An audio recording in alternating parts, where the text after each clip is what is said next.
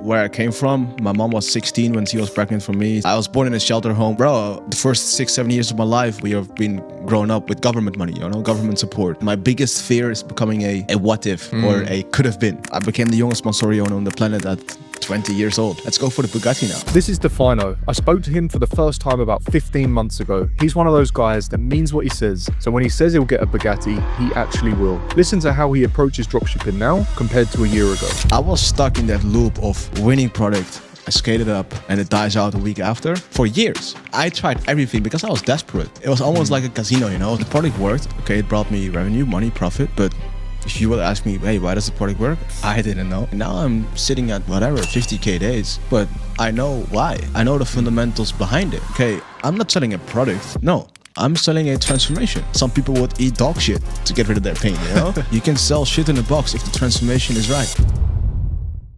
Welcome back to another episode of the Theo Clark podcast, where I interview e-commerce entrepreneurs. Today's podcast is sponsored by Private Processing, and today I have the pleasure of speaking with Difaino Harting. Difaino Harting, how are you, brother? I'm good. There we are again.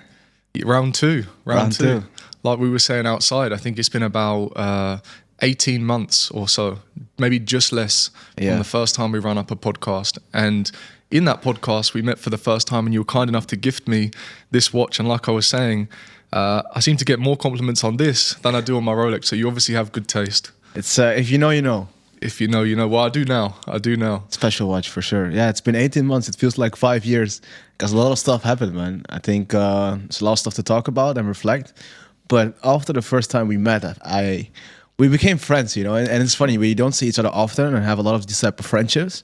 But if we do see each other and we smoke a cigar, we do this and X, Y, Z, it's funny because we both made progress. So it's always like good to reflect. Hey, what have you done in a couple months? What have you done? And how did you grow? It's always funny to see, man. So yeah, happy to be here. Thanks for your invite and good to see you again, brother. Yeah, it's great to see you again as well. And like you say, yeah, a lot's changed. I can only imagine what it's been like your side, because anytime I feel like I make progress, I see what you're doing. I'm like, damn, he was here before, now he's over there. Like, it moves fast. So I think that's the thing with this environment and the place that we come to. And I know that was one of your reasons for locating to Dubai, was to just get in that environment, have this energy and be able to kind of keep pushing forward. And it was the same for me. So yeah, it's a blessing. 100%. Dubai has built me. I moved here when I was 18. So it's been close to 5 years now, actually, which is crazy to think about. Yeah. And I feel like I've grown up here, I feel like I know everyone, I know every corner, I know every street. I started to drive without Waze now every time I go somewhere. So yeah, Dubai is a home to me, and a lot of people have opinions about it. But for me, Dubai has built me and it's shown me limits, Yeah. There's no ceiling. There's everything to achieve, and you always get humbled, I moved into a new villa 6 months ago. And every single time I see my neighbors buying new cars and doing this and doing that, and I'm like, okay, I need to level up, man. I need to level up. There's so much more to achieve, and it's not always about materialistic stuff. It's more like, for me, as an individual, I believe by waking up and chasing your full potential. Like my biggest fear is becoming a what if or a could have been. Difaino, he could have been a millionaire if he just locked in, That will never happen to me, man. That's my biggest fear, And I believe by waking up and chasing your full potential every single day. And as long as you do that and do what must be done without making excuses, then progress is going to be a byproduct of that, I believe, bro. 100%. I think it's just about being the best version of yourself, and nothing less. I think 100%. You're the only person that's going to know whether or not you can truly give more. And, you said earlier, you have a meeting with your team every morning, and the goal of that is to just set everyone up and attack the day. Even the words that you choose to speak, I feel like they have a lot of meaning behind them, like not being the best version of yourself, attacking the day, embarrassing the competition. They're all very strong words and things that you live by. Yeah. And I know that was something big when we filmed the first podcast 18 months ago. You were kind of, not tagline if you like, but you were using the term like embarrass the competition. And at that time, I think you had an ecom store that was doing really, really well. I remember on that podcast you shared it was doing I think it was about between $1 million or 1.5 million a month. And I remember hearing that feeling like, damn, like this guy's 21, like he's got an amazing story, he's crushing it with his brand. Yeah. You'd recently just launched another brand as well. And I'd love to know like how things have maybe transpired from there, because a lot's happened in that 18 months. And maybe you could just give us a summary of kind of like how things have changed and how things have transpired since we last spoke. Yeah, wow, it's crazy to reflect back on that. I don't even know where to start, honestly. It's like a roller coaster. It's been 18 months, and if there's one thing I can say is that you can't fake hunger. You know, you can fake anything. You can fake money. You can fake this. You can do anything, but you can't fake hunger. And I feel like where I came from, my mom was 16 when she was pregnant for me. I was born at the age of 17.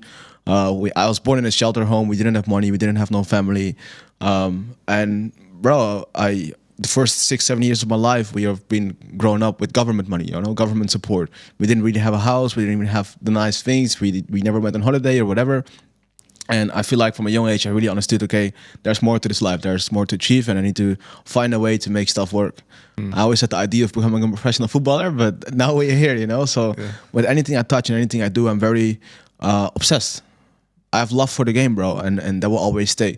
No matter what success I've touched, I became the youngest Mansouri owner on the planet at 20 years old. That was right. Yeah, you'd not long got the Mansouri, right? Just 4 months after, I bought a Ferrari 812 GTS, you know? But even though I bought these fancy things and the watches and the houses and this and that, I never became comfortable. That hunger stayed the same. I will even arguably say that the hunger even increased when I started achieving stuff. I was like, okay, I can do this. Fuck it, bro. Let's go for the Bugatti now. I was gonna say, I think it did, because you got the Mansouri, you got the Ferrari, then you're like road to Bugatti. I'm like, this guy doesn't stop. There's no space for stopping, man. And I feel like that hunger that doesn't disappear. That just stays in me. And I'm very blessed for the character I developed. And I'm just hungry to learn, hungry to grow, and willing to take a lot of risk. And that always came out the best way. But I feel like when the hunger is there and the character is built around it, then that's going to be one of the key fundamental things for your success, you know? And that's also what helped me to achieve a lot of things in those 18 months. It's crazy to think about that. I think the first time we spoke, I just hit my first 7-figure months. I think so. I had a supplement brand at the time. I still have that brand. Opening up new brands and still figuring out what to do. And yeah, things have drastically changed now, man. We are in different levels now. We're doing a lot of different stuff. I became very mature, if I can say that about myself. I fell on my face still. I would say 2025 for me was a year that I've made a lot of mistakes, a lot of things that I should have done better. And there's this weird analogy on how I live life. It's about taking decisions, right? It's as if you have an opportunity to answer a multiple choice question. I always give the example, you wake up 7 a.m., 10 a.m., whatever, right? The universe gives you an opportunity to answer a multiple choice question. Do you wake up and scroll TikTok? Do you wake up, take a cold shower and attack the day? Do you wake up and do you eat an unhealthy breakfast? Like, there's so many options to choose from. And I believe that you get those opportunities to answer those multiple choice questions at least 100 times a day, 500 times a day, 1,000 times a day. And if you live life by taking the option that's going to force you into discomfort, it's going to force you to grow and going to force you to take a bit of risk, then life is going to work in your favor, you know? And I think that's that combination of having the hunger and taking right decisions, that's what forced me to grow at rapid speed. And I'm not stopping anytime soon yet, bro. Yeah, 100%. Making the right decisions. But I guess also there's learnings in making the wrong decisions as well, you know? 100%. Like you said, 2025, you used the term fell on your face. And I'm sure you learn a lot from that. And that allows you to now even more so aim towards making more of the right decisions, you know? So I guess it's making the right decision, but also when you do make the wrong decision, understanding why it was the wrong decision and reflecting on that, and then bringing it back and then making the right decision moving forward, you know? 100%. And I would say, like, I started in ecom when I was 15, 16, right? So I've been in this game for a long time. I've seen it. I've Still seen only and 23 and met everyone, you know? And I would say, like, it took me a while to understand the risk of wrong decisions. I've been stuck in this dropshipping cycle for way too long when I started out, right? I'm talking 4 or 5 years. When we spoke was when I just hit my first 7-figure month. I've been in ecom for more than 7 years. That's ridiculous, right? Like, I see people that come in ecom in the first 3 months, they hit the first 7-figure month. And that felt unfair to me because I always felt like I was working the hardest. I always felt like I had the most knowledge. I had the most skin in the game. I knew everyone. I knew all the tips and tricks. Show me a product. I've seen the product, you know? I knew what worked, but things just didn't work out for me for a very, very, very long time. And I was in debt at 18 years old, 300,000 euro in debt at 18 years old. I had no way out of making it work in ecom, or just, there's no other way. I cannot apply for a job at McDonald's. That's not going to fix my 300K in debt, you know? I had to make it work. There was no other option, you know? Yeah.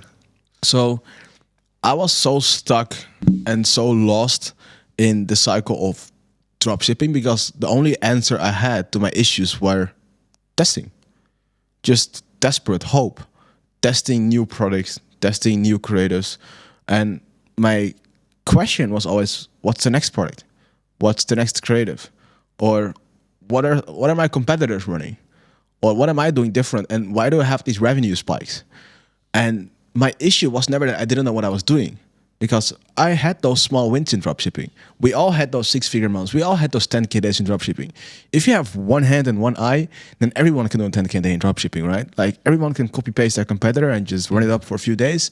But we all know that winning product is going to die out and you're left with nothing again. And I was stuck in that loop of winning product. I skated up and it dies out a week after for years. But I didn't know I was doing anything wrong because it worked, but it didn't work sustainably. And that just created this sort of ceiling for me for such a long time because I was lost. I had those small wins, which gave me the dopamine to just keep going. And the desperate hope inside of me said, test more products, find the next product, find the next creative, and keep repeating that cycle that always just ended up with either a payment hold, an ad account ban, angry customers, 1-star Trustpilot reviews, and just a product that dies out because all other 500 dropshippers jumped on it, you know? And that cycle kept on for way too long. And I feel like when I decided to wake up and see what went wrong is when I started to ask myself questions like, hey, this product was winning, but why was it working? What's the psychology behind it? And how can I survive a bad week? And how can I keep a winning product instead of resetting every week, every month, you know? Yeah. And that's when I just stepped back into testing hundreds of different products and sat down and be like, okay, what's the science behind all this stuff? Why do brands like Gymshark, Nike, whatever brand, why do these brands still exist? And why are they not depending on a winning creative or a winning product? And why don't these brands have revenue spikes, but are they growing sustainably? And how is it that these brands can sell their brand and I'll never be able to sell my dropshipping stores? And I tried. I tried everything because I was desperate. I was desperate to find a way to break through and get to 7-figure months. All right. And finding answers to all those questions got a lot of sense in me. Got a lot of sense in me that you don't need to acquire new customers all the time. You need customers to be loyal. If Gymshark would have only lived off new customers, would they still exist now? How many times in your lifetime have you bought a Nike product? You know? And that's when I understood there's way more to this e-commerce game. I understood, okay, I'm not selling a product. No, I'm selling a transformation. And the bigger that emotional transformation is, the more perceived value. I grabbed a blank piece of paper. I wrote before and after. What does the product do before? How does my customer avatar feel before? And what transformation brings people to the after? That's what I'm selling. The product's just a byproduct of that. If you're buying a painkiller, you don't buy the painkiller for taking the painkiller. You buy it because it solves your pain. You know, you don't care about the product. Yeah. Some people would eat dog shit to get rid of their pain. You know, the product actually doesn't matter. Yeah. It's the transformation you're setting. And then I figured out I should really break through that cycle of testing products. I have a winner, I scale, and it dies out. Testing products, I have a winner, I scale, and it dies out. That same cycle time and time again for over 4 or 5 years. 4 or 5 years, fashion products, jewelry products, all the same bullshit you see in all these dropshipping stores nowadays. I was there. I was doing unethical discounts with, my grandma is closing their store, for the last piece. You know how all that stuff goes, you know. It's just desperate and looking for hope. And then I figured out, okay, I need to build something sustainable, something long-term, and something that builds compounding momentum. And I figured out that compounding momentum, that's the only secret behind any scaling business. Yeah. Not only e-commerce, in any sector. You need something that compounds and doesn't restart every single month, you know? Yeah. I think we're in alignment there in the actual process behind building a brand. And I think that's the difference that you're kind of highlighting there. This typical dropshipping route where it's just like almost like a pump and dump crypto chart where you're chasing, running something up, testing 5 different products a day, fashion, jewelry, like you say. I mean, we see it all the time, and there's not real longevity to that. Like you say, you may be able to get away with it for a certain amount of time until someone else has ripped your store and doing the same thing, and then there's nothing you've got to differentiate yourself. So I think what I took from what you're saying there is reviewing what's going on in the market and actually asking the right questions. How is it Gymshark or how is it Nike are able to actually build these brands that have longevity, that have equity, that have good EBITDA? What are they doing that's different? And I think you kind of hit the nail on the head there, and it's just reviewing their business model, because dropshipping doesn't have to be different to what they're doing. You can still leverage dropshipping as a fulfillment method and build a brand. And maybe one day, if you want to, take stock and improve your delivery time even more than what you can from China. And I guess is that the transition you feel like you made? Is you moved away from dropshipping and really focused on building something with longevity? I think the biggest misconception in the word branding is that people think that branding is all about having inventory, fancy packaging, a nice logo, or a way to overpriced website. It's not. Branding is a feeling, an emotion. What do you feel when you see certain logos, right? Yeah. And there's big psychology behind it, And as soon as you understand, hey, I'm not selling a product, I'm selling an emotion, that's when things start to click. You don't sell anti-aging products. No, you sell a big transformation for a very emotional target demographic. You don't sell skincare products. No, you sell that someone that's very insecure about his acne finally got rid of it. And that's a feeling, that's an emotion, that's attachment. That's where you get loyal customers from. And the better you understand that you're selling the emotion, the better you understand who you're selling to in the first place. And the better you understand who you're selling to in the first place, the easier it is to create offers tailored to that person and their pain points and desires, dream outcomes. Create a strategy tailored to that person, desires, dream outcomes, and emotional triggers. And everything is just built around that emotion and about that feeling. And not just a winning product and some stolen creatives. Because of course, it's not going to last. And as soon as I started to realize that branding is not just a logo or a way of fulfillment and having inventory and fancy aesthetics. No, it's a feeling. And it doesn't differentiate from dropshipping at all. Here's something I've seen over and over again. An ecom store starts scaling, your ads are profitable, and you're hitting record days. And suddenly, you get a payment processor hold. You did nothing wrong, but now you're stuck. No cash flow, no sales, and no way to keep scaling. This is what kills momentum. It's not the product, it's not the ads, it's the payment processor holds. You never think it's going to be a problem until it is. That's why I tell every student and every person that I work with to set up a private processor before you need it. And the best place to do that is privateprocessing.com. You enter your business details, see which processes you qualify for, and apply with just a single click. Don't wait until it's too late. Click the link in the video description, go to privateprocessing.com and protect your momentum. It's just an evolution of taking random products and just sticking something to a wall and hoping that it sticks, Yeah. I think you hit the nail on the head there. Just stop doing what everyone else is doing for a minute and actually reflect on what the rest of the market is doing, because people seem to see it as like drop shipping and then actual brands, if you like. But I think what you've done is you've kind of like removed the line between the two and actually just identified drop shipping for what it is. And that is a fantastic fulfillment method that anyone can use, and you can still build a brand by leveraging that fulfillment method. But I guess understanding what a brand is really important. Like what you're saying, it's an experience, it's an emotion, it's how you make that customer avatar feel and how you can appeal to them, which I think is a really big distinction and a good way of looking at it. And all I can relate it to is how I felt when I walked into like an Apple store. They've just made their whole thing this whole different ecosystem that's like, you don't really know what's going on, you queue up here, then you sit here, then someone comes over. They've just taken the traditional brick and mortar store and flipped it on its head and turned it into an experience. It's different and you feel it as soon as you walk in there. And I guess it's a similar thing. You walk away happy with the purchase you've just made because you feel like you've just gone through this cycle that's completely different to what you've experienced anywhere else. Yeah. And I guess that's the best way I can kind of relate it back. So you're right, branding's more than just a logo or some fancy packaging, which I think is where a lot of people stop. don't get me wrong, that's a great place to start, but it's like past that point, how do you build something that has longevity? How do you separate yourself from the rest of the market? How do you build actual brand equity and IP and build something that has a bit more of a moat around it? So even if someone does come along and rip your creatives, it doesn't really matter, you know? Because that customer can't still get the experience that they get with you.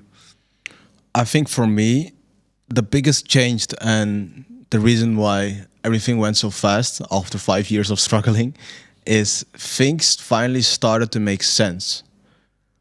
I had massive spikes in dropshipping. We did really decent 5-figure days and whatnot, but it was always guessing. It was almost like a casino, you know? It was always hope and being desperate. Yeah. Okay, I have this winning product now, I'm scaling, but how long is this gonna last? And I couldn't explain why stuff stopped working or why stuff worked in the first place. The product worked, okay, it brought me revenue, money, profit, but if you would ask me, hey, why does the product work? I didn't know. I took it from a competitor. I don't even know where I took these creators from, you know? And with branding and with that transition, things finally started to make sense because I knew, okay, no, I didn't just took this product from a random ad spy tool. I took this product based on understanding my customer avatar, on understanding the emotional transformation they're buying into, on understanding the creative strategy and science behind it. I could finally explain why a product worked and why a product wouldn't work, why certain offers work, why certain offers won't work. Same thing with creative, same thing with funnel. And finally I had that sense in me, okay, now I'm sitting at whatever, 50K days, but I know why. I know the fundamentals behind it. So what's stopping me from putting an extra zero behind it, you know?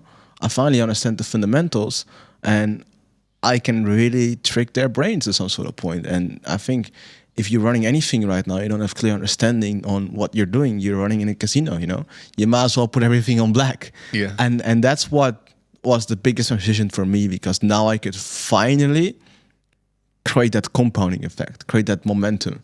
And that's something I've never experienced. I never experienced momentum. I was like, okay, now it's a 40K day or whatever. I'm in Dubai, but the next week I had a payment hold and I was struggling to pay for my hotel, you know? And that's when things started to make sense, and that's when things really started to change. Do you think part of that just comes with age?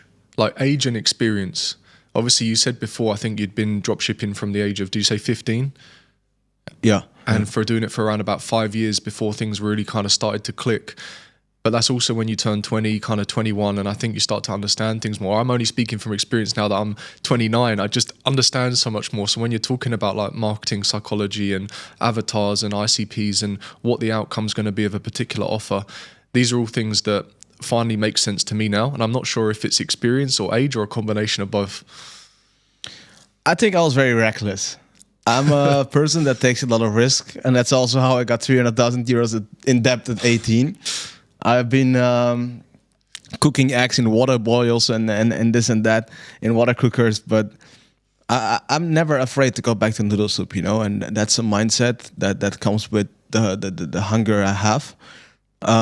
But I'm a big fan of learning stuff the hard way, and I think I have learned stuff the hardest way possible. Any mistake or any opportunity to fall on your face within ecom, I've been there. I've done it. I went through it. I've overcame it, and I went to proceed with what I was doing, you know, because I have love for the game, and I know that the outcome is bigger than what I'm currently going through.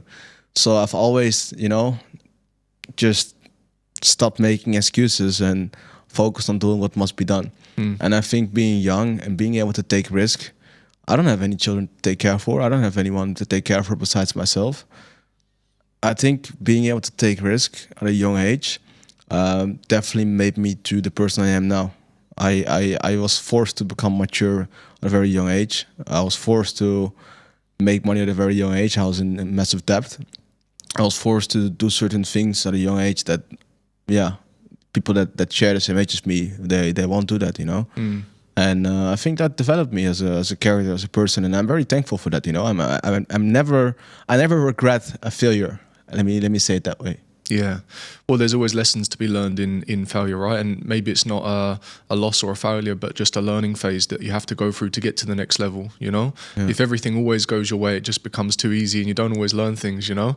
So I think you have to have that setback to reflect, to see what worked, what didn't work, understand why it was a failure or learning. And then, you know, next time around, you're not going to make the same mistake, hopefully. But I think hearing you say that sparked something on my mind when you're talking about being young and being able to take risk. And that was always something that my parents kind of instilled into me from a young age. You know, they said, look, no matter what happens, if you start this business or if you go down this route, you still have a roof over your head. We're still going to be able to provide you with meals. And that was something they always kind of encouraged me to do. And I'm very grateful for that. It sounds like yours was more so like you also were very hungry because you didn't have much growing up and you saw what other people had and you wanted to change that. And it made me think when you're talking about taking risks, I think it's a privilege that most people don't realize that they even have when they're young. Do you know what I mean? Like you have that ability to be able to take risk and try things. Like you say, you don't really have any overheads. Maybe you're still living at your parents' house. You don't have children. You don't have too many responsibilities. It's like the perfect time. I think that's why you got a lot of young guys coming through that are like 16, 17, crushing it with, you know, building brands and dropshipping now. And it's great to see. But I think there's still so many people out there that don't realize the opportunity that's right there in front of them if they just kind of take that risk, which is minimal because they don't have much to lose anyway, you know? So if you think about it, like the risk reward is so much in their favor and it only gets a little bit harder each time that you get that bit older or take on another responsibility, you know? It's a big advantage, I would say. People see it as the opposite. Oh, you're young. How can you be able to do this? It's the biggest advantage I have. I'm young. I have nothing to lose, you know? Yeah. And it's not embarrassing if I lose. And to some sort of point, I think people always talk down on ego. I think ego is what got me here. Because I could see a supercar, I could see a Ferrari, and be upset for the rest of the day. I'll be, that motherfucker is driving a Ferrari. How could this guy have, he just outcompeted me. That's impossible. Fuck you, I'll find a way to outcompete you. I'll find a way to buy the newest one, you know? And being upset about other people's success and my egoistic thoughts saying that I could have done it better. I'm smarter. I'm willing to work harder than you. I'm willing to put more risk down the line than you. I'm willing to do anything to outcompete you this time. I think that's what got me here, bro. I'm super obsessed with success and chasing my full potential. I can't sleep if I went through the day and I've done something against my full potential. Like I had big issues with it. I can't sit in a cinema, for example, and watch a movie because I'd be like, in that 2 hours time, I could have done X, Y, Z. That's a very bad habit, but in your building phase, you should just focus on what counts and chasing uncomfortable positions. I'm not saying you should be out of balance or whatever, but I always try for close to 8 years straight, 8 years straight in my youngest years and in the years that you should be building, I've always chosen the most uncomfortable option. And that's why I am today. And I feel like a lot of young individuals out there are not willing to do that. Your father gave you your last name for a reason, you know, you might make something out of it. 100%. I think there's a distinct difference. You're obviously what I would say is kind of like one of the extreme over that side, but that's what you've had to be able to get to where you are, you know, to have that extreme mindset, to have that hunger, to have that ambition, to not settle for anything less than what you think you deserve. And having an ego is what I guess drove that, in that you believe you deserve that car more than that person driving it. And then, you know, you did, right? You got the Mansouri, you got the Ferrari. Like they say, no risk, no Rari. And like you say, you're big on risk and you got the Ferrari, right? So there must be some truth to that. And sometimes I wish people have seen the dark phases of my life as well, you know. There's been a lot of times and periods that I wasn't able to see a way out, you know, or I wasn't, I didn't have any vision, or I wanted to give up, or I was close to choosing the easier path or whatever. And there might be a lot of people listening to this right now, and they be in that phase. They be in that phase that they don't see a way out. They don't know what to do or what the next step is. And bro, those are the phases you need to push through, because those are the phases that build your character and build the person who you are. Those are the phases that build you as a person that people get impressed by, that force you to become mature and force you to get ready for certain things. I always felt like the universe was giving me signs that I wasn't ready for certain things yet.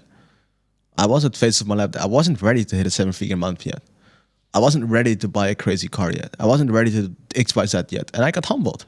I've learned my lesson always the hardest way possible because I'm always the guy that takes risk. And yeah, it's how you'll be able to push through those phases, you know? And you said, you know, there's a lot of people that may feel that they don't know what the way out is and how to do these things. What would you say is a good starting point? I mean, I like the multiple choice question that you kind of started with, because I thought you're so right. You know, there's when that alarm goes off, you've got the option of hitting snooze and staying in bed, or getting up and, like you say, attacking the day, going straight to work, or instead looking at Instagram. And maybe, do you think a lot of people that feel like they're stuck in that cycle are just making the wrong choices in that multiple choice questionnaire they're getting every day? You know, is it just a combination of accumulated bad habits that need to be changed one step at a time to kind of get them back on track and just building a good routine and, you know, working towards success? I would say my biggest secret, if I can name it that way, I've never chased money. I've never chased success. I've never chased revenue. I've never chased a profitable business or whatever. That was a byproduct of the person I was able to become. And a very unique perspective on how I see things in life is I forced myself to become obsessed with chasing discomfort, with being uncomfortable. And with obsessed, I mean obsessed. Like I could wake up in the middle of the night and tell myself, what's the most fucked up thing I can do now? Okay, I do 500 push-ups. I go for a run in the middle of the rain, in the middle of the night. Not because I wanted to do 5, I wanted to become stronger. No, because I trained my brain to build discipline. I trained my brain to do uncomfortable things, chasing discomfort. And there are so many people that they hit their first 10K day and they get lazy and they don't even want to put the work in an hour a day to you know, build something sustainable or expand that business, you know. And then I'm like, how disciplined are you? You should train your brain to do uncomfortable stuff. Yeah. And becoming obsessed with being uncomfortable, that's it. That's it. I couldn't read a book for 2 pages while I'd fall asleep. I've read many books, bro. Being uncomfortable. And look where it took me now, bro. Yeah. And I think that's the biggest secret for especially young men. Yeah, I think comfort is probably the biggest killer of ambition, you know. And if we're talking about hunger and being the best version of yourself, it's almost always choosing the path that makes you feel uncomfortable, you know, doing the things that bring you out of your comfort zone. Because naturally, I think everyone's brain is wired the same way, and you have to train it to do the things it doesn't want to do, because it's always going to pick to stay a little bit longer in bed, to eat the bad food, to skip the workout. But the more you train your brain to do those things and seek that discomfort, absolutely, I agree. I'm trying to frame it in the best way that I can, but that's essentially where the growth happens. You know, that's where you tell your brain, no, I'm in control of you, not the other way around. And you can start to train yourself to work towards the things. I think it's interesting as well that you said you don't, you know, you never kind of chase the revenue, chase the money. And I think if I can relate that back to myself, I think it's the same. Obviously, initially, when you're working towards that first 10K day, that's all that you want. But I think past that point, you're right, it's about developing yourself and being the man that attracts the money, you know, with the way that you sit, the way that you talk, the clothes that you wear, the habits that you have, the places that you go to. I think that's really what kind of establishes yourself and shows the universe that you actually deserve it, you know, because you're being the man that deserves the money. And I think you said earlier, like, maybe you just didn't deserve it yet, you know, in those 5 years that you were working towards it. Maybe you just weren't old enough, maybe you weren't mature enough. Like you said earlier, you've maybe matured a lot since we last spoke. Not that I thought you were immature, but that's something that you said yourself. So it's just building yourself up to be the character that deserves to sit in this chair and be that person and have the success around you by working on that personal development. And that doesn't mean that you have to, you know, start reading personal development books and all this kind of stuff, but it's just like being the person that deserves to be there to attract all of the things that you now have, you know? Yeah. And for me, I could never live with regret. I don't want to become that guy that's a what if or a could have been, you know? And I've always lived with that vision of like, okay, I want to chase my full potential. And if that's the vision you have, then you have to chase uncomfortable things. And even like you said just now that, okay, you want to achieve the 10K day, it comes back to those multiple choice questions. Are you willing to do that uncomfortable higher? Are you willing to do X, Y, Z to get close to that goal? Are you willing to wake up earlier and work on your physical status to to get to that point, you know, and then the 10K day is going to become a byproduct of it. Yeah. So You know, it's funny. You don't chase the revenue like that. You know, I just remembered something that you mentioned in the previous podcast, and you said you have to move fast because money moves fast, and you have to be moving fast to attract the money, right? And then another thing that you mentioned was we spoke separately after that, and at that time I was saying to you, I don't know if I feel like I'm moving fast enough, and it always stuck with me because you were just like, you're not. And I was like, oh damn, like he's right. There's so many things that I could be doing to be moving faster, you know. And I think you're right. It's about just doing the things that you need to do, regardless of how you feel about it, to continue to get to the next level. And I think that's something that stops a lot of people, is either ambition and hunger, but also being able to take that calculated risk, you know, because I think a lot of the time that is the thing that holds them back. They maybe have the cash flow, but rather than invest it back into the business or into the hire or into the thing that's going to get them the information and the education to take them to the next level, they spend it on something else, nothing to do with the business. And then they're comfortable, they're chilling, but the business isn't growing. And then it dies out. And then they're wondering why has this happened to me? And now I've got to start all over again. Yeah. You know, and I think that's a constant cycle until you realize that to get to the next level, you do need to keep reinvesting back into yourself or into the business, you know, whether that be a hire or something else. I know your team is of quite a substantial size, but I think to get past the 10K days, you need to expand on the team. You need to build it out. And I think that's something that maybe a lot of people struggle with, is knowing when to reinvest, where to reinvest, how to train people, how to keep their team accountable. Because it's in my opinion, it's a whole skill set in itself, you know? Yeah, for sure. I really believe that money moves at speed and you just have to keep up. That's something I always repeatedly say, and that's something that's really true. And that's a character aspect that you're going to find in a lot of wealthy and successful people, that they move fast and output is ridiculous, you know. And that's also what forced me into moving up in business, you know.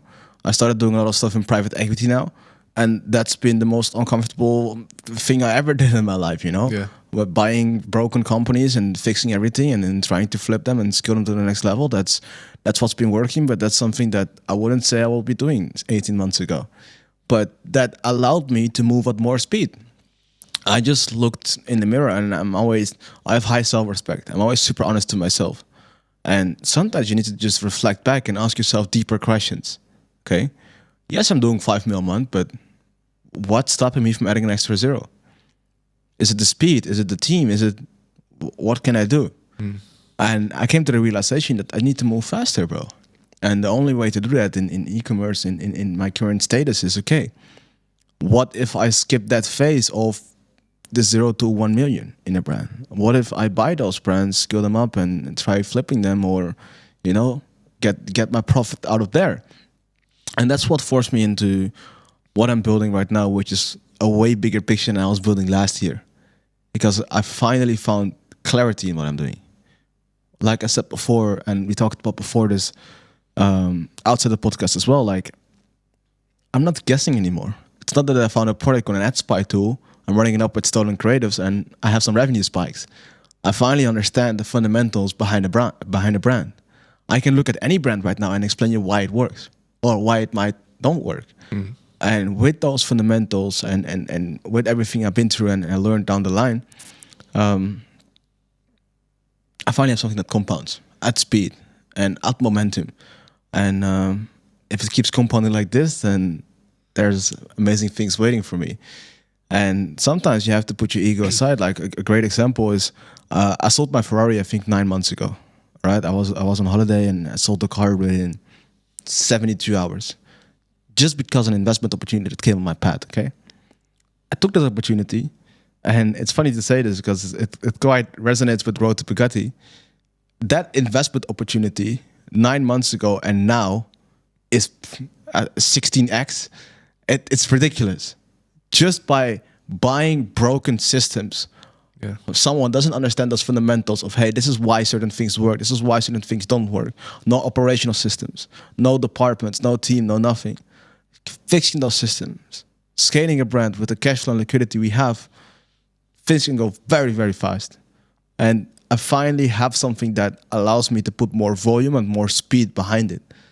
Yeah. If there's more capital available by tomorrow, then we can go big, you know, we can expand portfolio big time. More team, more people, and just compound, you know? There's two things I wanted to touch on there. And the first is relating it back to kind of what we were just saying. You said there may be a business there that's got broken systems or no team. And I guess that's kind of what we were saying a minute ago, when someone gets to like 10K per day or beyond and makes it a 7-figure business, but they don't know what the next step is, because personally they haven't developed themselves enough to understand, or they're not willing to invest in the information and education or team to get them to the next step. So what happens is they just get stuck, and they're stuck in the business rather than working on the business and implementing the right systems and team. And I think that's something that comes with, like we're saying, experience and also age. Is, you said a word, clarity. And that's something that I like to use a lot of the time. When you have clarity and you understand, like you say, what the next steps are or what needs to be implemented to take a business to the next level, it becomes very easy to do that. And you said people that have a lot of money, they move fast, right? They move real fast. But you need to have clarity to be able to move fast and have the instinct or the information education within you to be able to make that decision, you know? So I think it's all relatable. It's having clarity, being able to move fast, but also being efficient. I think efficiency is another big one, because you can sit at your desk 8 hours a day, 12 hours a day if you want, but that doesn't mean you're being productive. It doesn't mean you're being efficient with your time, right? So it's also like, how are you allocating your time? Because someone who has clarity, someone who has direction, someone who is efficient could potentially get more done in 1 hour than what someone else can do in 12 by being sat at a desk, you know? Yeah. I think it all comes down to clarity. I think clarity allows you to move fast. It allows you to be efficient. It allows you to get forward to the next step. Clarity is everything. Everything. Within our holding, we have been able to invest in many different brands and projects and whatever. We always invest in brands that are either flat or declining. And the main reason why they are at that status is because of the founder. Yeah. The founder is always lost, confused, and desperate, because they don't know why their revenue is flat, why it's declining, and what levers to pull to get it back up again. I take this as an advantage. For me, it's not an issue, you know, but it always comes back at the founder. Even with my info product, we're scaling our info product very aggressive, but we are fortunate enough to take advantage of the opportunity that a lot of founders are lost. They don't know why stuff is declining or flatline. And that's just so sad that people that don't ask those deeper questions to themselves. Yeah, they're not willing or honest enough to themselves, or have the self-respect, I would even considerably say, to ask those deeper questions. Hey, I had a bad week. How can I avoid this? Not by testing more random products, because you're going to just repeat the cycle. Is it something deeper? Is it myself? Is it that I was too scared to make that one higher? Is it that I have poor cash flow management? Is it that there people are rarely honest to themselves? And I always see that if brands are flatlined or declining, it's always the founder issue. Always. Well, I think it's a big part of what people are missing as well is reflection. Either the ability to reflect, or they just simply don't make the time to do it, you know? And as part of this year, I've decided to clear Fridays as much as possible from my calendar and just use that as time to reflect on like what the next steps are, what needs to be done. Obviously, this is only like my first proper working week back, so we'll see how it goes. It may be over time that more things get added to my Friday, but the idea is to just try and keep it clear for thinking, for just understanding, looking at data, understanding what the next steps are and stuff like that. And I think we just live in a distracted world where people are just not making time for it, or they're just not taking accountability, right? If you're a business owner, if you're a founder, if you're scaling up an ecom store or an info, you are in most cases the head of the business as the founder or as the CEO. So probably one of the most important things you can do is reflect on the business activities and understand where the lagging metrics are, or, you know, hey, we had a great month this week, or sorry, we had a great week this month. What was the cause of that? Like you say, is it a YouTube video that we put out popped off? Is it that we increased our ad spend? Once you understand what the input is and what that's created in terms of the output, again, it provides clarity. So it's like you need to reflect to gain clarity to be able to move with speed and efficiency. I think they're all related, you know? I think they're all related in your ability to move forward, and it all comes down to you as a business owner, how you're able to put all of that information together. And that, I feel, is what's taken me time to develop with experience and with age, you know? And even then, I'm still not the best at it. There's many inefficiencies within my business right now. I know there are certain roles I need to hire, so there's always stuff to do. But I think it's just at least being aware of it, that's the most important thing. But from maybe what you're saying, there's many founders out there who are not even aware that they're the problem, that they're the bottleneck to preventing their business from scaling. I'm normally quite quick to identify that. I'll be like, I'm the bottleneck here. I'm preventing this from scaling because X has distracted me from Y, and then that meant this didn't get done this week, and that's why we didn't scale as hard. You know, I think that's the most important thing, is the reflection. If you want to launch a profitable e-commerce business and start generating real sales online, but you're stuck trying to find winning products, set up your ads, or even generate your first few sales, I'm hosting a free live training that shows you exactly how to do it. You don't have to commit to anything. Just show up live, take notes, and walk away with a proven blueprint that you can use immediately. I will show you the exact system that I use to help complete beginners with no prior experience go from 0 to 10K per month with Google Ads dropshipping, often in 90 days or less. Like I mentioned earlier, it's 100% free, but spots for the live training are limited, okay? Once they're gone, they're gone. So click the link in the video description, save your seat now, and let's get you one step closer to your first 10K month. And I think that's not an uncomfortable multiple choice again. Yeah. Are you willing to reflect, or are you chasing dopamine and scrolling TikTok? Yeah. You know, and I think as a founder, as a business owner, you need silence. You need honesty to yourself, to your team, and to the people you work with. And you need to have self-respect to be willing to put your ego aside and be like, okay, this is where the problem is at. Let's fix it. You know? And silence helped me a lot. In a world where attention span is really short and everyone is chasing dopamine, you need time to think. I came to a point, I don't think we were there 18 months ago, that I'm even asking ChatGPT to help me with those decisions sometimes, you know, to just reflect different opinions and perspectives of what's going on. And as soon as you take right decisions and uncomfortable decisions, then it's always going to help in your favor. And it's really true. Like 99% of the time of business that are stuck and lost and helpless and desperate, it's always a founder issue. You can't blame the product. You can sell shit in a box if the transformation is right, you know? Yeah. And when you're looking into businesses, like you say, you've moved into private equity, you're taking on and purchasing businesses and essentially implementing your teams and systems. I'd imagine by this point, a lot of it is just repeatable. Like now you've got it to this point, but I'm guessing at the start it wasn't. You had to understand the business, what the different moving pieces are. But at the end of the day, an ecom store is an ecom store, right? Like we know, I guess, what the moving pieces are. And you say a lot of the time it's the founder that's preventing growth moving forward. So are there common issues or common problems you're identifying when you're purchasing these brands? And do you see a lot of brands get stuck at like similar amount of revenue for a similar reason? Like, are there any common overlaps that you see? Yeah, 100%. It's almost like Tinder. You swipe left, good, bad, good, bad. I see it in 2 seconds. Like it's very easy to see. It's a different game now, because now we're not scaling brands for revenue or profit, as weird as it sounds. We're scaling brands based on valuation, on EBITDA. So the more net profit we make, the higher our valuation will be.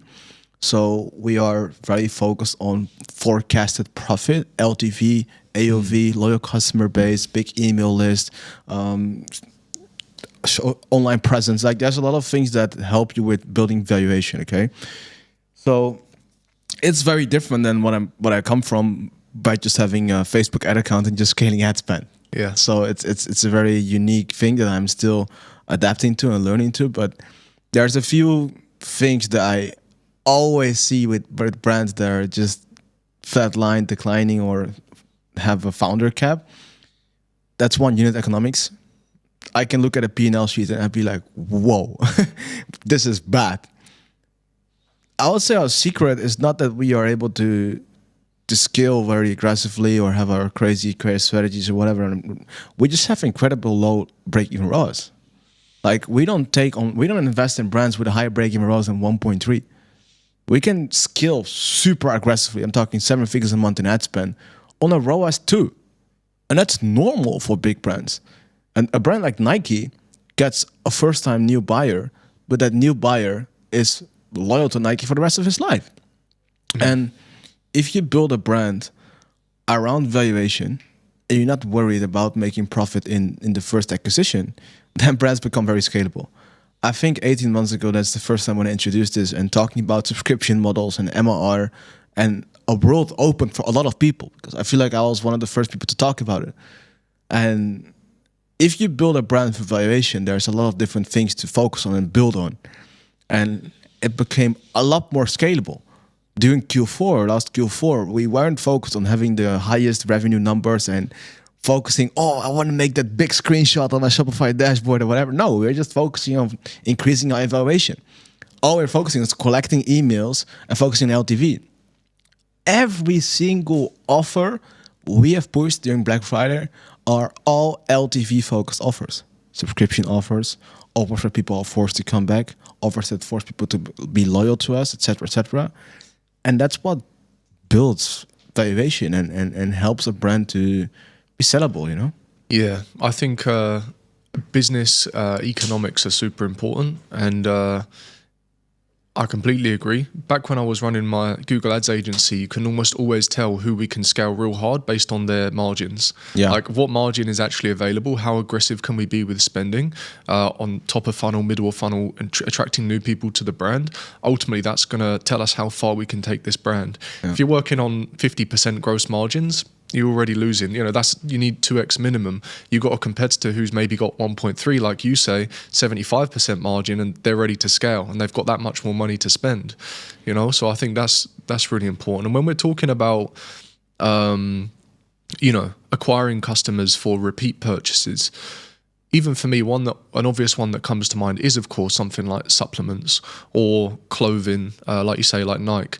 Are there any other examples of niches or categories where it's quite common for repeat purchases? Just because I'm struggling to think of any off the top of my head. Especially with repeat purchases and LTV, you don't sell product. You sell ideation and transformation. You sell that bridge between before and after. If it's about repeat purchases, I'm not selling you a skincare cream. I'm selling you, okay, you finally get rid of acne for the rest of your life. And people subscribe to that transformation. They subscribe to that after. You're selling the after. And as soon as your product has a high customer experience and you can fulfill that transformation, then people will keep being subscribed to that ID. You sell an ID, you don't sell a product, you sell emotion, you sell a feeling. And that's what branding does, you know? You don't sell a random product you found on any ad spy tool, no. Now you finally sell this transformation that people keep loyal to. And a brand sells a feeling. You have a feeling when you walk into an Apple store, right? And that's the big difference. And that's why branding is the way. It makes sense. Things finally start clicking, and like you said before, you found clarity. You drove it home with me for that one, because you're right. I'm thinking like, what do people subscribe to, or why would people come back aside from clothing or supplements? Because that was the first things I thought of. But you're right. Why do people buy a new iPhone every single time a new one comes out? You're right. It's the brand, it's the emotion, it's the feeling. So yeah, you've really driven that home for me. I appreciate the clarification on that. Okay, so where you are right now then is kind of different, well, very different, I would say, to where you were 18 months ago. You had kind of maybe like one big brand. I think you were launching another.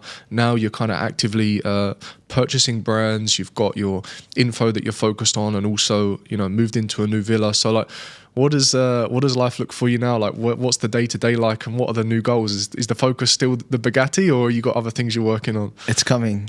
It's coming. And it's coming sooner than people think. Wow. Yeah, we are step by step, break by break. We are just building, and people will be surprised on how boring my life actually is. There's weeks that I haven't left the villa. I'm just in my office and doing what must be done. It's a nice villa. But yeah, that's what counts, man. I'm just focused. I'm happy. I'm fulfilled. I do what I love. I have love for the game, and I finally found something that has the compounding effect. I feel like when I just found my first big success in e-commerce, I hit a ceiling very fast. I was able to scale my own brands to $5 million months, but that wasn't my end station. You know, that wasn't my end goal. I wanted to go bigger, and I wanted to do way crazier stuff. And that's why I found private equity. Hey, this is something that actually compounds. This is something that's gonna get me to that 100 mil net worth, you know, and fast. So money moves at speed, and you just have to keep up and find something that allows you to move at speed. And realistically, I finally found something that compounds and builds the momentum I'm looking for.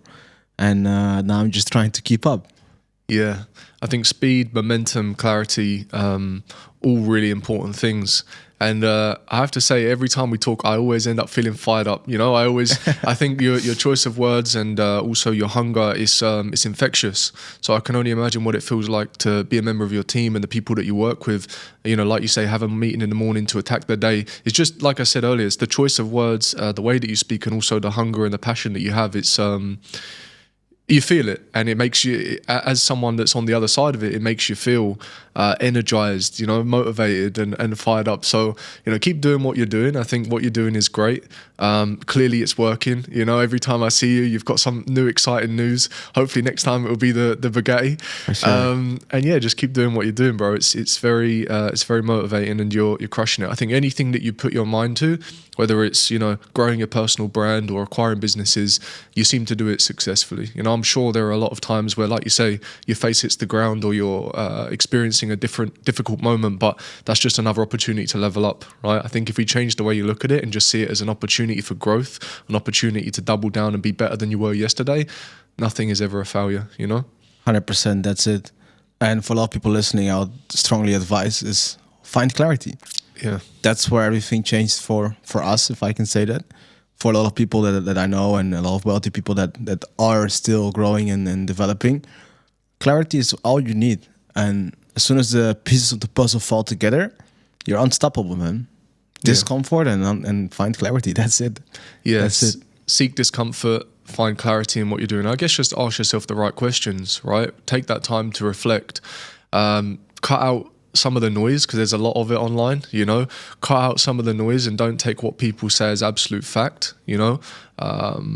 Find a source of truth or someone that you trust, or people that say things that you align with, but don't listen to something just because it aligns with your own bias. You know, I think you've got to get real with yourself and see, you know, if something is working, if something is not working, why? And how can you, as the founder or the person that's in control of your own life and environment, get past this issue? How can you be better? Sometimes that comes from listening to what other people are saying, but sometimes it comes from you just digging deeper into yourself and understanding what you need to do to take action. Because I think that's the thing with advice online. Sometimes people will listen to what someone else is saying and feel like it's bespoke advice for them, but it may not be the right thing that they need to do to get out of their current situation. I think what I enjoyed about what we spoke about today is it's generalized but also relatable. You know, I mean, everything you've said, I thought, no, he's right. You know, I've been through that own journey or that own phase in my own life. But I guess what I'm talking about is if people are looking for specific advice about dropshipping or building this or building that, just careful not to listen to a lot of the noise out there. You know, like we said earlier, testing 5 products a day, launching this, ripping someone else's ads, getting sales by saying that you're closing down because your grandma's passed away. All these ridiculous tactics that are nothing to do with building an actual brand. You'd never see Nike doing it. You'd never see Apple doing it, you know. So look at what the market leaders are doing. Just be cautious who you listen to in this game and in this environment, and learn for yourself, you know. 100%. Anyone, like I said, with one hand and one eye can do a 10K day in dropshipping, but the real flex is how long can you keep it? Yeah. And how can you build something sustainable for the long term? And something you're proud of, something you can show to your family when it's Christmas. Yeah. Instead of hiding your store for everyone and anyone. And that's when the biggest change came for me. And I'm not saying you have to listen to me or listen to my advice, but if I would have learned that earlier, I wouldn't have wasted 5 years of my life testing random products. Yeah. So do what you want with it, I would say. Well, I would say to listen to Difaino, you know, because I think we're just speaking from experience, right? Yeah. And that's, I think, worth clarifying. Someone else over there is going to have a different experience and they're going to share it in a different way. But all we're doing is talking from experience, from our own learnings, from what we've personally found to work. And, you know, clearly you've got the social proof and the results to back it up. So, you know, I think there's truth to what you're saying. But Difaino, that wraps up podcast number 2. Maybe we'll have to run a third one if you get the Bugatti coming. But yeah, I just want to take a moment to say, listen, it's been a pleasure. Like you say, I think we've been friends since the first podcast. We don't see each other that often, but when we do, it's always enjoyable. No better way to do it than on the podcast and give some value for everyone as well. But for those that did listen and enjoyed the conversation, where can they find you? Where can they learn more about you? It's my first name everywhere, Difaino.com, Instagram Difaino, Twitter Difaino, YouTube Difaino. Just flexing on you guys out there. Easy. But yeah, that's it, man. I help people find clarity as well in their business. I'm very selective of who I work with. They have a insanely high standard, but if you're open to apply, then I'm definitely willing to take a look at some applications. But yeah, follow me if you want to see my journey and see when the Bugatti is going to land. And that's it, man. Yeah, I would say definitely follow Difaino. He's on Instagram, YouTube, always putting out good content. I'll put the links in the video description, also the link to your mentorship as well. So if people want to reach out, they can. But for now, thank you, brother. It's been a pleasure. And yeah, thank you for coming on.